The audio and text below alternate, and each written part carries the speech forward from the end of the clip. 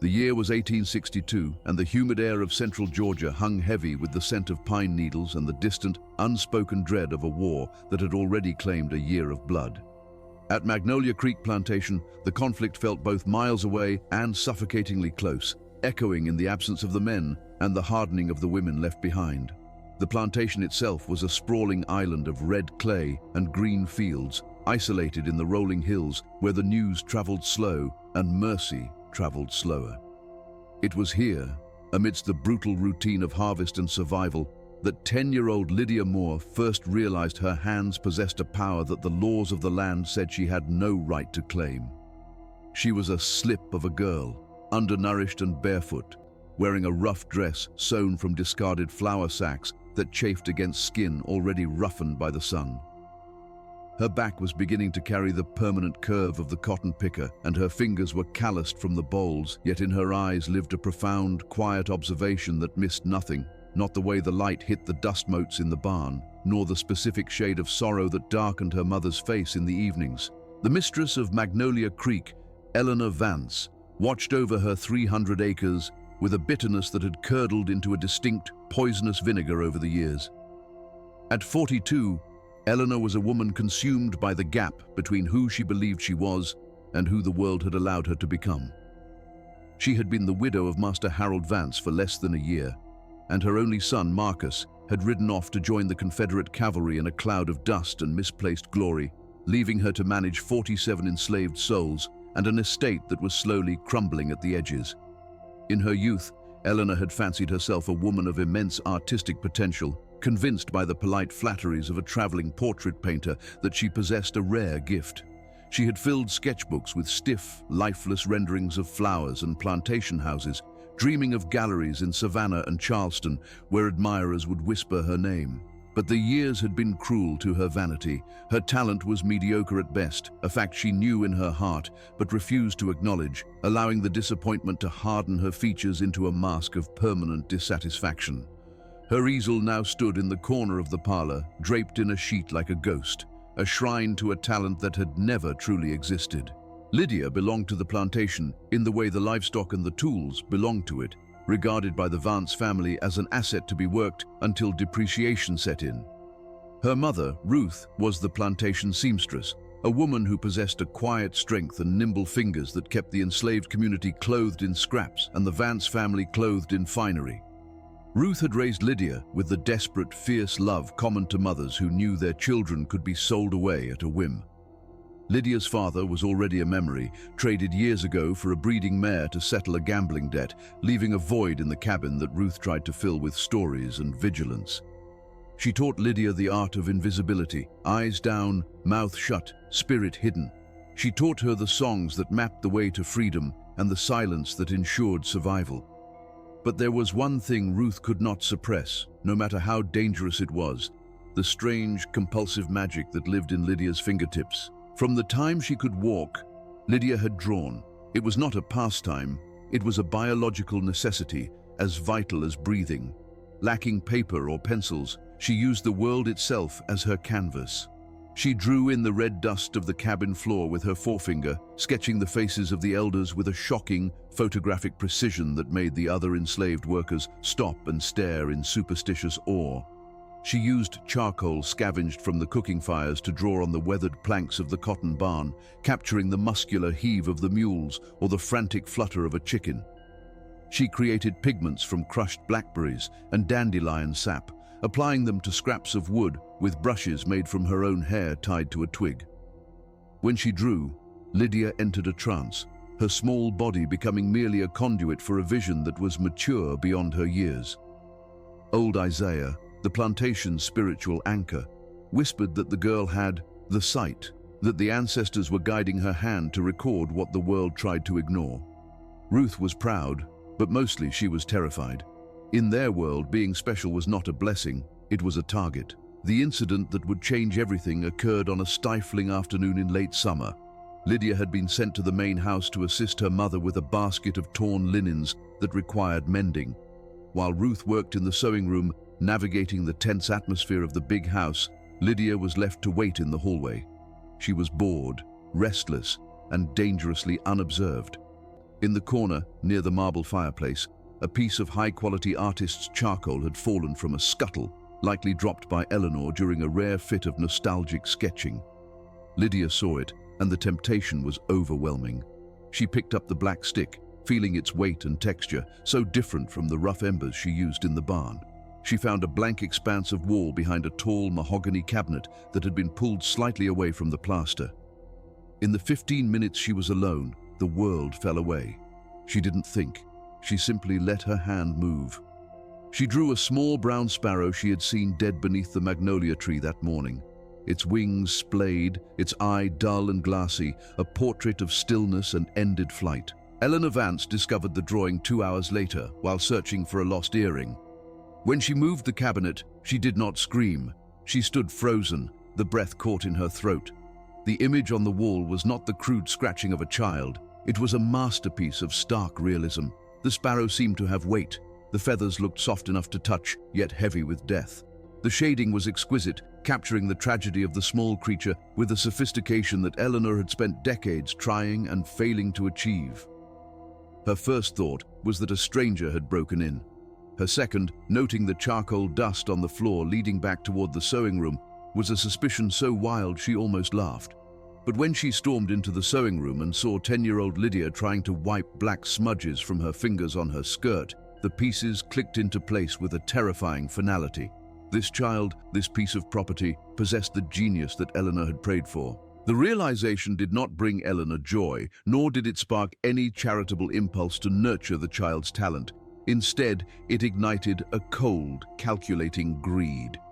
She looked at Lydia and saw a solution to her own irrelevance. If the world would not admire Eleanor Vance for her own talent, it would admire her for the talent she owned.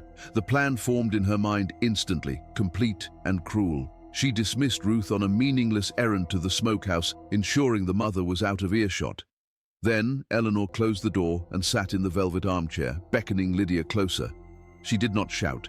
She did not raise her hand. She spoke in a voice that was terrifyingly calm, a soft purr that concealed the trap snapping shut. She asked if Lydia had drawn the bird. Lydia, trembling, denied it at first, fearing the whip, but Eleanor just smiled, a thin stretching of the lips that didn't reach her eyes, and told Lydia there would be no whipping, not if she listened. Eleanor laid out the terms of Lydia's new life with the casual detachment of a business transaction. She told the 10-year-old that she had a special gift, and because of that, she would no longer work in the fields or live in the cabin. She would live in the basement of the main house in a room prepared just for her. There she would paint, she would create landscapes and portraits and still lifes. But there was a condition. No one could ever know the paintings were done by Lydia. To the world, they would be the works of Eleanor Vance. Eleanor explained that if Lydia ever told a soul, if she refused to paint, or if she tried to run away, the consequences would not fall on her. They would fall on Ruth.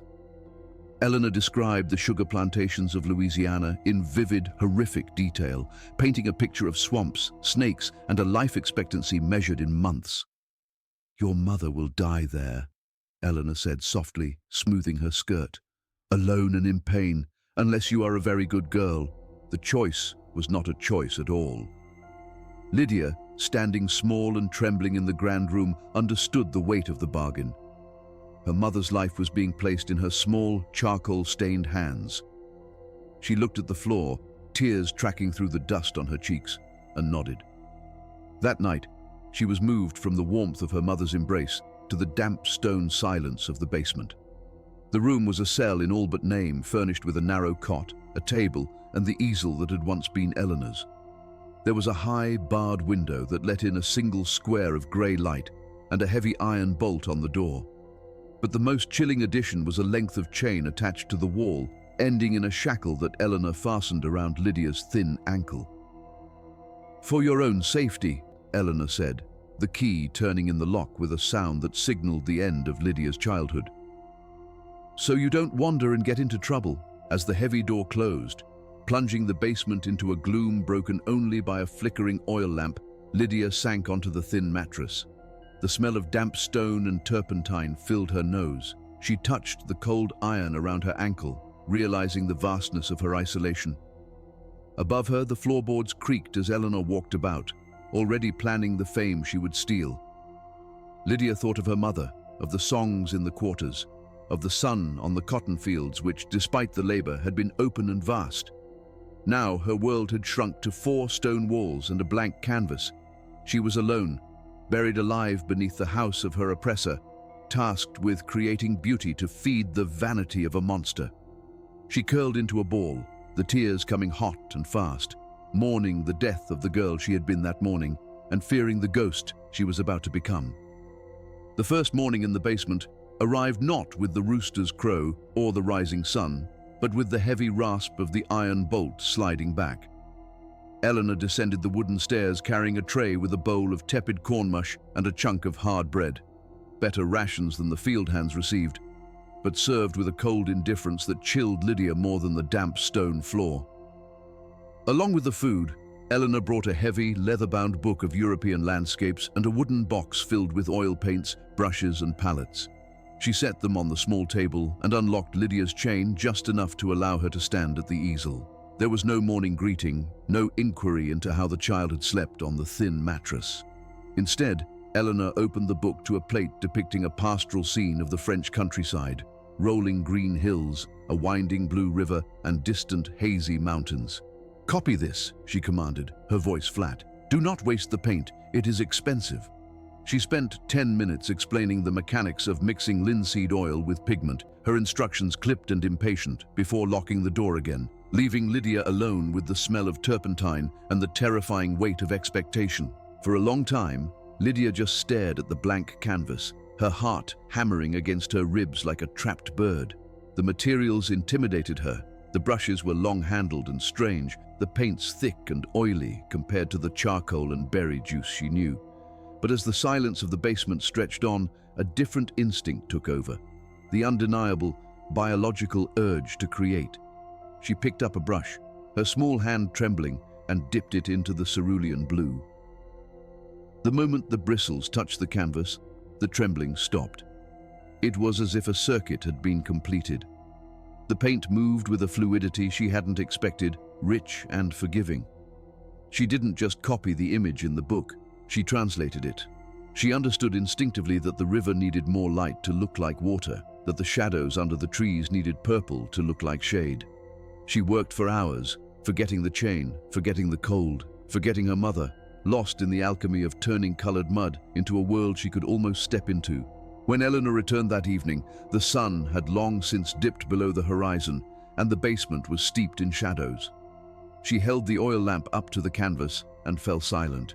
She had expected a crude attempt, something she could correct and refine. What she saw was a landscape that breathed. The water in the painting looked wet. The trees seemed to rustle in an invisible wind. It was technically superior to anything Eleanor had produced in 20 years of trying. A flicker of something complicated passed over the mistress's face. Jealousy, certainly, but overwhelmed by a triumphant, predatory greed. She didn't praise Lydia. She didn't smile. She simply nodded, as if the miracle on the easel were nothing more than a floor well swept. "Acceptable," she murmured, turning to leave. "Tomorrow you will start a portrait. I will bring the photograph." She locked the door, taking the light with her, leaving Lydia in the absolute darkness. Her fingers stained with Prussian blue and her soul bruised by the transaction.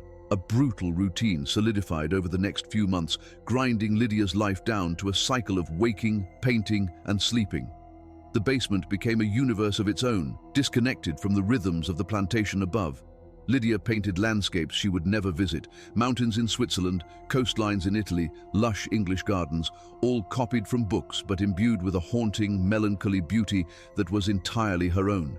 She painted portraits of local Confederate officers and their wives, working from daguerreotypes Eleanor provided.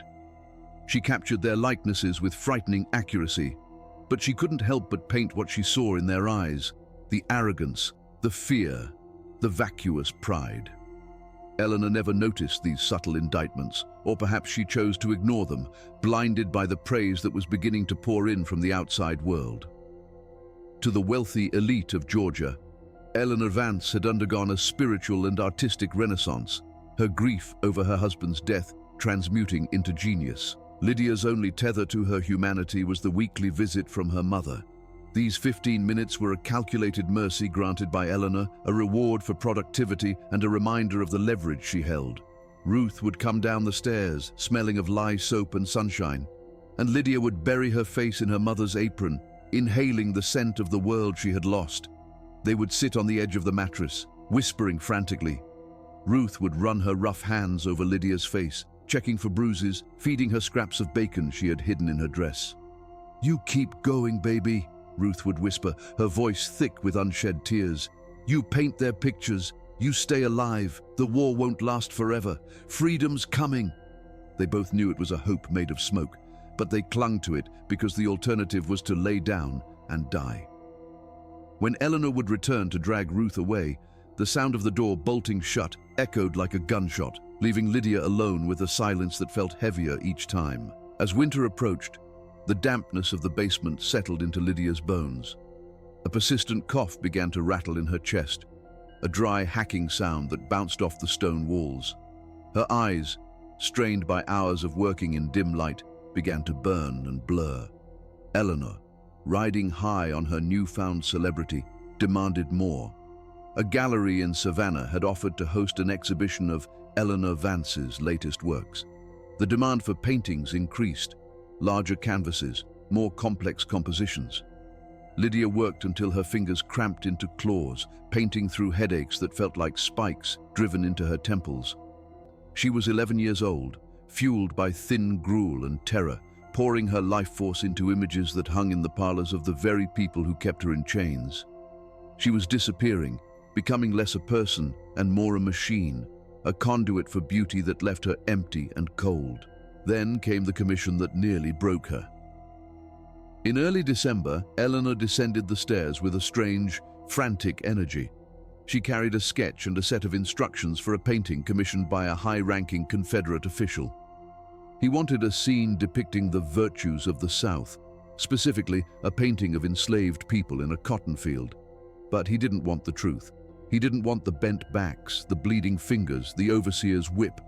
He wanted a lie. He wanted happy slaves. He wanted them smiling, singing, looking up at the master with gratitude. He wanted a visual justification for the war, a painting that said, "See, we are benevolent. They are happy." Eleanor placed the sketch on the easel and told Lydia to begin immediately.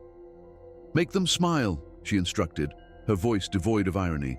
"Make the sun bright. Make it look peaceful." Lydia looked at the sketch, and for the first time since her imprisonment, something in her snapped. She had painted their mountains and their faces. She had painted their fruit bowls and their horses. But this was a desecration.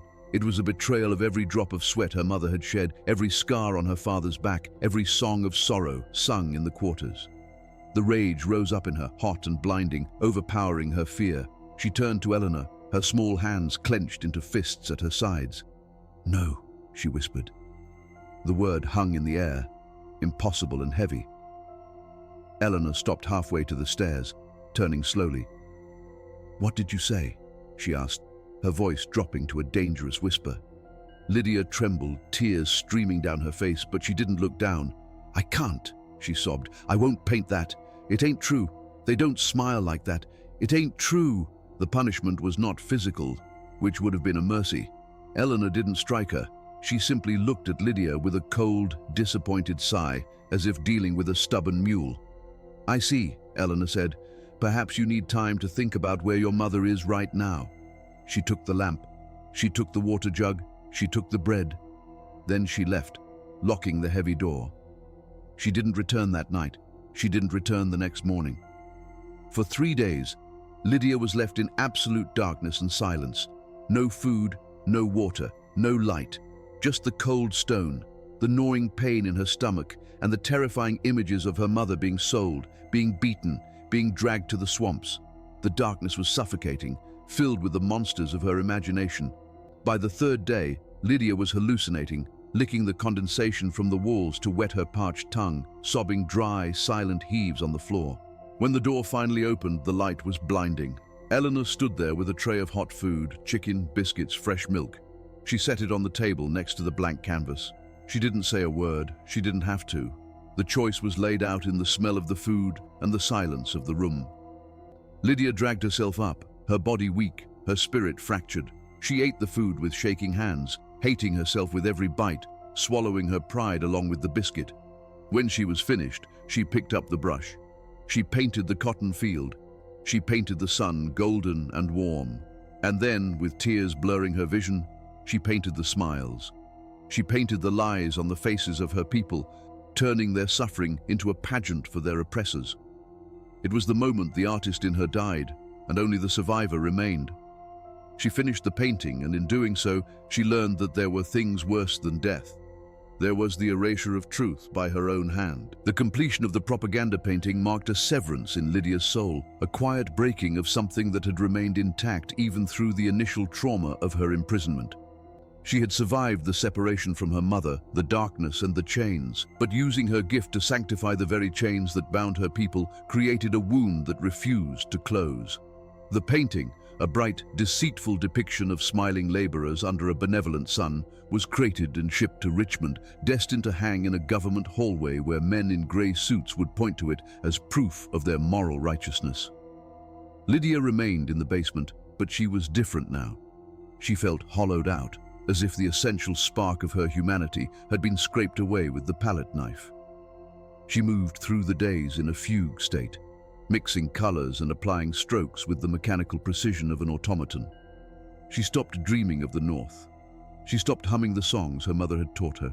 She simply existed, a vessel for an art that had become her tormentor. As winter deepened, the basement transformed into an icebox. The stone walls, which had been cool and damp in summer, now radiated a bone-deep chill that no amount of clothing could ward off. Lydia's small hands, essential tools of her trade, became stiff and clumsy, requiring her to soak them in warm water from the wash basin just to hold a brush without dropping it. The cough that had started as a dry tickle evolved into a racking, wet convulsion that shook her entire frame, echoing off the low ceiling like the bark of a dying animal. The air in the room was a toxic soup of turpentine fumes, linseed oil, and the acrid smoke from the cheap oil lamp, all trapped with no ventilation. Lydia was breathing poison day and night. Her appetite, never robust, vanished entirely. Food tasted like ash. Swallowing felt like a betrayal of a body that simply wanted to rest. She began to lose weight rapidly, her collarbones protruding sharply against the rough fabric of her dress, her eyes growing huge and fever-bright in her gaunt face. Eleanor noticed the decline, but her concern was purely logistical. A broken tool produces no work, and Eleanor had become addicted to the acclaim that Lydia's paintings generated. The mistress brought a small iron stove into the basement, a begrudging concession to the temperature that barely made a dent in the damp cold. She added a second blanket to the cot and began bringing slightly richer broths, standing over Lydia with crossed arms to ensure every drop was consumed. "You must keep your strength up," Eleanor would say, her voice devoid of warmth. "We have a busy spring ahead. The gallery in Charleston is asking for more work." It was a chilling reminder that Lydia's survival was only valued insofar as it served Eleanor's ambition. To Eleanor, Lydia was not a dying child. She was a golden goose that needed just enough grain to keep laying. The doctor was never called. Medicine was never administered. The solution to illness in Eleanor's mind was simply more discipline. Spring arrived in Georgia with a burst of color and warmth that Lydia could only guess at from the sliver of light in her high window. For the plantation, it was a time of renewal. For Lydia, it was the beginning of her final descent. In May, Eleanor descended the stairs with an energy that bordered on manic. She had secured the most prestigious commission of her fraudulent career, a series of 6 large paintings for a wealthy coalition of Confederate generals. They wanted a cycle depicting Southern heritage, landscapes, idealized family portraits, and scenes of plantation life. The deadline was brutal, 3 months. It was an impossible volume of work for a healthy adult artist, let alone a sick child working by lamplight. Eleanor laid out the reference sketches, her eyes gleaming with the reflection of the gold coin she had already mentally spent. "This will be our masterpiece," she whispered, the hour hanging in the air like a sick joke. "You will work until they are done. No excuses." Lydia began the work, driven by a fear that had transcended the fear of pain and become a fear of leaving her mother alone in the world. She painted for 14, sometimes 16 hours a day. She fell asleep at the easel, the brush slipping from her hand to clatter on the stone floor, only to wake with a start and resume working. The landscapes emerged first, rolling hills of impossible green, rivers of sapphire blue, skies of radiant, hopeful azure. They were windows into a world Lydia would never touch. As she painted, she could feel her life leaking out of her, drop by drop, stroke by stroke. The cough became constant, bringing up flecks of bright red blood that stained her handkerchiefs. The chain around her ankle, once snug, now hung loose, slipping over her heel if she moved too quickly, a grim metric of her wasting body. She was dying, and she knew it with the calm certainty of the very old or the very suffering.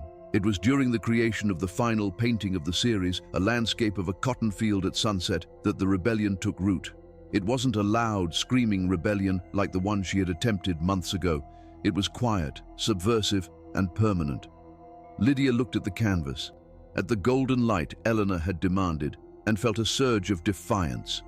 If she was going to die in this basement, if she was going to disappear into the earth like a seed that never sprouted, she would leave something behind. She would not be completely erased. She would not let Eleanor Vance own everything. The painting was meant to be a celebration of the land, peaceful and prosperous. Lydia painted the sky with the requisite beauty, the clouds tinged with violent purples and soothing golds. She painted the cotton rows stretching to infinity. But in the foreground, in the deep, heavy shadows cast by a large oak tree, she began to paint something that was not in the instructions. She painted herself. She did not paint the Lydia who was chained in the basement, skeletal and broken. She painted a spirit Lydia, a face emerging from the darkness of the underbrush. It was a subtle thing, hidden in the interplay of shadow and foliage, invisible to a casual glance but unmistakable to anyone who truly looked. She painted her own eyes, wide and sorrowful, staring directly out of the canvas at the viewer. She painted the curve of her cheek, the set of her mouth which held a question and an accusation. It was a dangerous gamble. If Eleanor noticed the face, the punishment would be unimaginable. But Lydia was past the point of caring about punishment. She was painting her tombstone. She was signing her name in the only language she had left. She worked on the hidden face with a tenderness she had never been allowed to show herself, layering the dark glazes until she breathed within the shadows. The physical toll of this final act was devastating. Lydia was now coughing up mouthfuls of blood, her chest aching with a constant, sharp fire. Her vision would tunnel unexpectedly, the edges of the room going black, leaving only the illuminated canvas in front of her. She worked in a fever dream, often unsure if she was awake or asleep. She heard her mother's voice in the silence, felt her father's hand on her shoulder. The line between the painted world and the real world blurred. The face in the painting became her companion, the only other person in the room who knew the truth. When she finally laid down the brush, the painting was done. The landscape was breathtaking, a vision of southern glory. And there, hiding in the dark corner, was the witness, the ghost in the machine. Lydia collapsed onto her mattress, too weak to even clean her brushes, her chest heaving with shallow, rattling breaths. Eleanor came for the paintings 2 days later. She was ecstatic, blinded by the quality of the work and the prospect of the fame it would bring. She scrutinized the canvases, checking for flaws, for mistakes, for anything that might betray the amateur status of the artist. She looked right at the landscape, she looked right at the shadows under the oak tree, and she saw nothing. She saw only the play of light and dark, the technique she would claim as her own. She didn't see the child staring back at her. She didn't see the soul trapped in the pigment. Eleanor was so consumed by her own reflection that she was incapable of seeing the humanity of the person she had enslaved. She declared the work magnificent, ordered the servants to crate them up, and left the basement humming a tune. Lydia watched her go, a small, bloody smile touching her lips. She had done it. She had smuggled herself out of the prison. She was free, in the only way that mattered now. Autumn arrived in Georgia not with a reprieve, but with a deepening of the gloom that had swallowed Lydia's world. The basement, already a tomb of stone and silence, became a damp echo chamber for the sounds of her disintegration. Lydia's 12th year was marked by a fading so gradual it felt like the slow bleaching of a canvas left in the sun. The cough was no longer an interruption. It was the rhythm of her existence, a wet, rattling metronome that counted down the minutes of her life. Her body had consumed itself in the service of Eleanor's ambition. The girl who had entered the basement with the soft roundness of childhood was gone, replaced by a terrifying architecture of bone and stretched skin. Her hands, those miraculous instruments that could conjure light and texture from oil and pigment, trembled constantly now. She had to steady her right hand with her left just to make a mark, a pitiable gesture of determination that would have broken a heart capable of feeling pity. Eleanor, however, saw only the trembling, not the child, and her annoyance grew with every smudge that required correction. In late September, the final nail was driven into the coffin of Lydia's hope. Eleanor descended the stairs, her skirts swishing with the sound of expensive silk bought with the proceeds of Lydia's stolen life. She carried a letter from a prominent collector in Savannah, a man who wished to commission the crowning jewel of the Eleanor Vance collection. He wanted a historical epic, the founding of Georgia. It was to be a monumental canvas, 6 feet wide, depicting the arrival of the colonists, the ships in the harbor, the establishment of a civilization that would eventually rot from the inside out. It was a project that would have taken a healthy master artist a year to complete. Eleanor laid the dimensions and the deadline, 4 months, on the table next to the coughing child. She spoke of legacy, of history, of the museum that would house it, her eyes bright with the fever of narcissism. She did not see the blood on the rag in Lydia's hand. She did not see that the chain around Lydia's ankle was the only thing keeping the child upright. For the first time since the beating of her spirit years ago, Lydia looked at the mistress and simply shook her head. It wasn't defiance. It was physics. "I can't," she rasped, her voice a ruin of its former self. "My hands, they don't work. I'm tired, mistress. Please." The plea hung in the cold air, fragile and desperate. Eleanor's face transformed instantly from excitement to a cold, reptilian fury. She crossed the room in 2 strides and gripped Lydia's chin, her fingers digging into the hollows of the girl's jaw, forcing her to look up. "You are tired?" Eleanor hissed, her breath smelling of coffee and sugar. "Your mother is tired, Lydia. She is tired of the cotton fields. But if you stop, if you fail to finish this painting, she will be much more than tired. I will have her sent to the cane brakes by the end of the week. Do you understand? You will paint until your heart stops, or your mother pays the price." The threat worked, as Eleanor knew it would. It was the only leverage left, the only tether binding Lydia to the earth.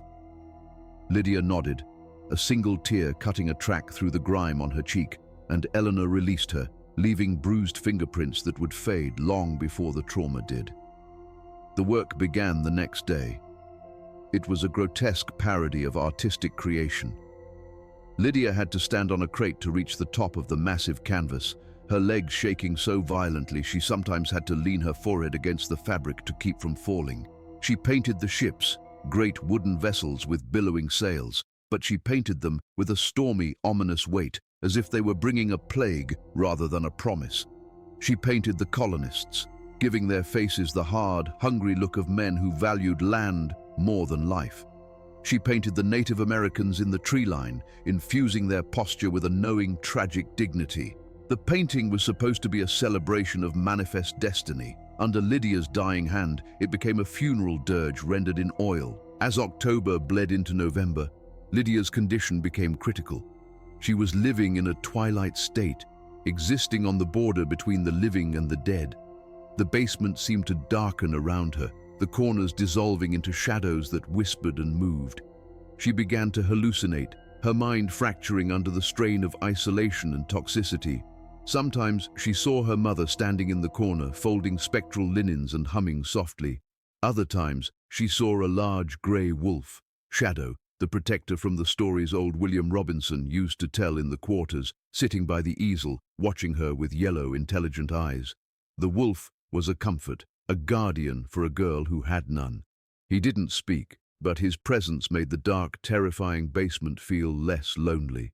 Lydia would whisper to him as she mixed her colors, telling him about the pain in her chest, about the birds she remembered, about the freedom she would never taste. Eleanor, sensing that her tool was on the verge of breaking permanently, finally brought a doctor.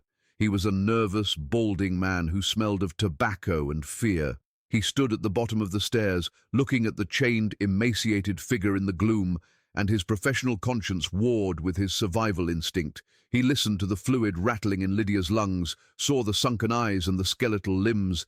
He turned to Eleanor, wringing his hands. "Mrs. Vance," he stammered, this child is dying. She needs sunlight, she needs fresh air, she needs rest, or she will not last the winter." Eleanor dismissed him with a wave of her hand, her expression one of mild annoyance. "She is prone to drama," Eleanor lied smoothly. "Just give her a tonic, something to suppress the cough so she can focus." The doctor, a coward in the face of power, left a bottle of useless syrup, took his fee, and fled the house, choosing to forget the atrocity he had witnessed rather than risk his standing in society. The tonic did nothing but dull Lydia's mind, making the hallucinations more vivid. She painted through a haze of fever, her body moving on muscle memory alone. The painting grew in complexity and beauty, inversely proportional to the life remaining in the artist. By December, the historical scene was nearly finished, a sprawling, magnificent, and unsettling masterpiece. But Eleanor needed assurance. In a moment of panic, finding Lydia unconscious on the floor one morning, Eleanor dragged Ruth from the quarters to the basement. It was a calculated risk, a desperate attempt to jumpstart the dying engine with the fuel of love. The reunion was a scene of devastation. Ruth, seeing her daughter after 6 months of separation, seeing the skeleton chained to the wall, let out a scream that should have cracked the foundation of the house. She fell to her knees, gathering Lydia's fragile body into her arms, rocking her, wailing with a grief that transcended language. Lydia woke to the sound of her mother's voice, a sound she had thought she would only hear in heaven. She clung to Ruth with the weak grip of a dying bird, burying her face in the rough cotton of her mother's dress. "Mama," she whispered, the word a prayer. "I'm tired. I painted them, Mama. I painted them all." Ruth begged Eleanor for mercy.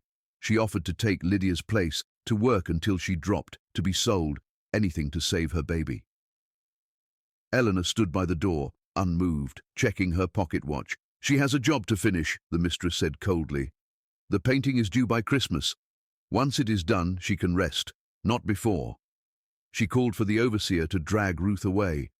The separation was a physical tearing, a final cruelty that left Lydia sobbing on the cold floor, her heart shattering along with her body. But Ruth's visit, however traumatic, had given Lydia one last spark. She pulled herself up to the easel. She would finish, not for Eleanor, not for the museum. But so her mother would not be punished for her death. The final days of the painting were a blur of delirium. Lydia painted the sky of the new colony, a turbulent mix of gold and bruised purple, suggesting a storm on the horizon that the colonists below were ignoring. She added the final details to the figures, giving the founding fathers eyes that looked empty and predatory. She painted her own death into the scene, hiding skulls in the rock formations, weaving sorrow into the texture of the waves. It was a palimpsest of tragedy, a story of genocide and theft disguised as a story of glory.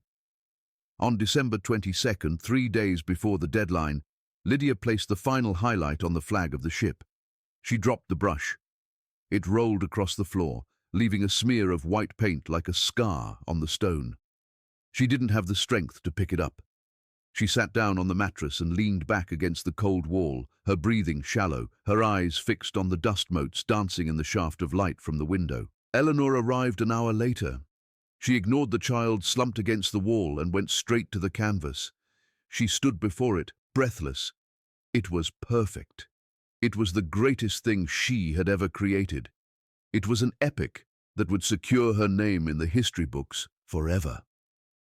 "Magnificent," Eleanor breathed, reaching out to touch the dried edge of the canvas. She turned to Lydia, her face glowing with triumph. "You have done well," she said, her voice bright and cheerful, oblivious to the silence of the room. "I will have the men crate it immediately. You may sleep now." She breezed out of the room, already mentally composing the speech she would give at the unveiling. She locked the door behind her, sliding the bolt home with a solid, final thud. Lydia was alone. The painting was gone. The work was done. And in the silence of the basement, with the smell of turpentine fading and the cold creeping in, Lydia Moore closed her eyes and prepared to leave the darkness behind forever. Lydia Moore lasted 3 more days in the stone silence of the basement. They were days of drifting, where the boundaries of the room dissolved into the soft grey fog of finality. She was no longer hungry. The gnawing emptiness in her stomach had been replaced by a strange, weightless sensation, as if her tether to the earth was fraying strand by strand. She moved between sleep and waking without noticing the difference, visited by fever dreams that were kinder than her reality. She saw her father, strong and whole, holding out a hand. She saw old Isaiah smiling without his teeth. She saw Shadow the wolf curling around her feet, keeping the cold at bay. She felt the heavy iron chain on her ankle, but it no longer felt like a restraint. It felt like a mistake that was about to be corrected. On the morning of December 28, 1862, quietly and without fanfare, Lydia simply stopped. Her chest rose for a shallow breath that rattled slightly in her throat, and then it did not rise again. The basement was silent, save for the drip of condensation. She was 12 years old, and she had left the world entirely empty-handed, having given everything she possessed to a woman who did not know her name. Eleanor found the body the next morning when she came to deliver breakfast and discuss the framing of the masterpiece. She stopped in the doorway, the tray of food balanced on her hip, and stared at the small, still form on the mattress. Her reaction was not one of horror or grief, but of mild irritation, like a seamstress discovering a needle had snapped. She set the tray down and checked for a pulse, her fingers recoiling from the cold skin. There was no remorse. In Eleanor's mind, Lydia had served her purpose. The Great Commission was finished, the legacy secured. The death was merely a logistical problem. She waited until nightfall, then ordered 2 trusted enslaved men to remove the body, wrapped in the thin, paint-stained blanket that had been Lydia's only comfort. They buried her in the far corner of the plantation, in the plot reserved for those who died without kin to claim them. There was no marker, no prayer, no service. Just the turning of the red Georgia clay and the silence of the winter night swallowing the secret. Ruth was not told for 2 days.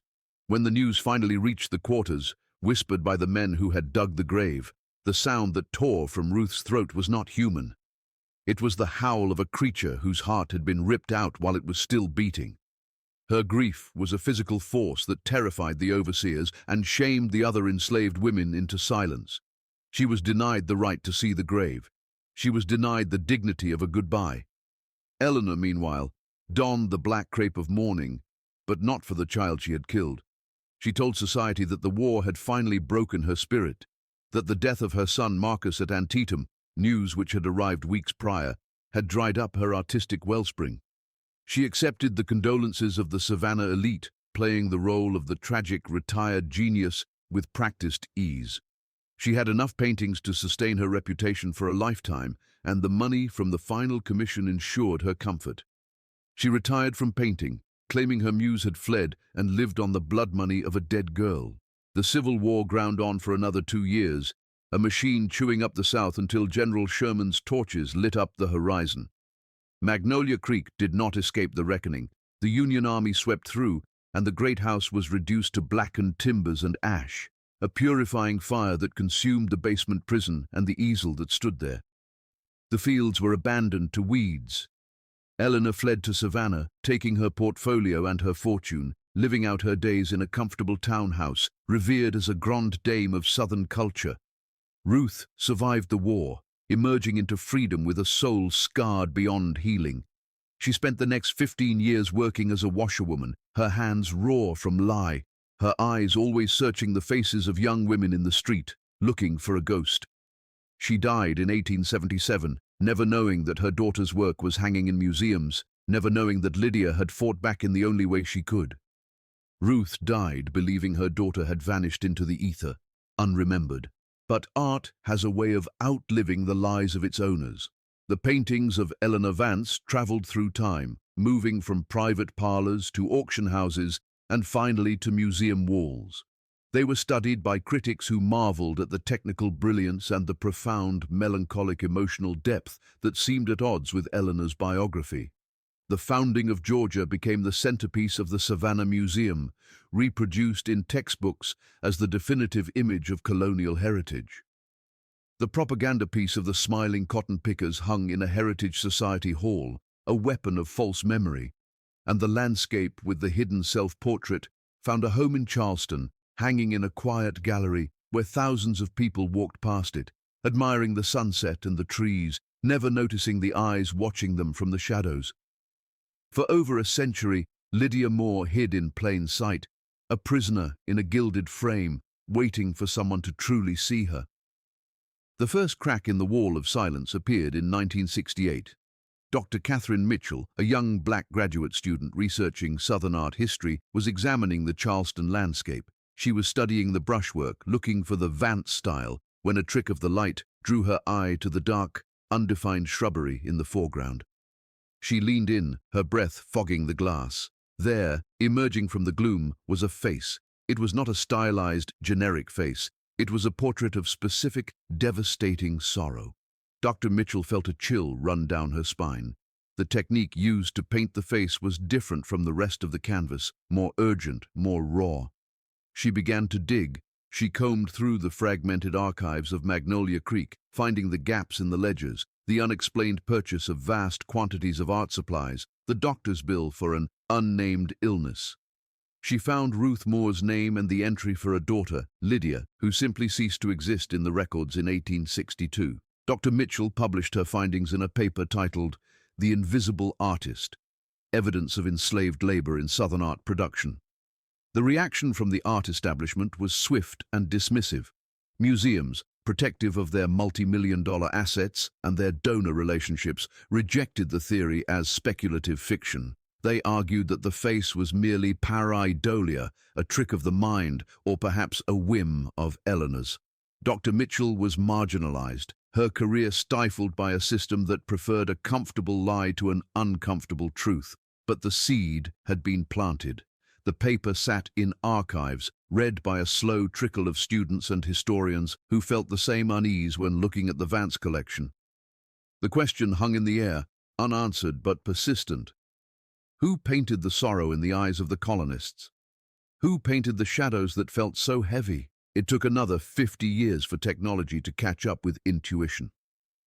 In 2019, a team of forensic art historians used X-ray fluorescence and infrared reflectography to analyze the Vance paintings. The machines saw what the human eye could not. They peeled back the layers of paint to reveal the history of the canvas. They found compositional changes that suggested a struggle.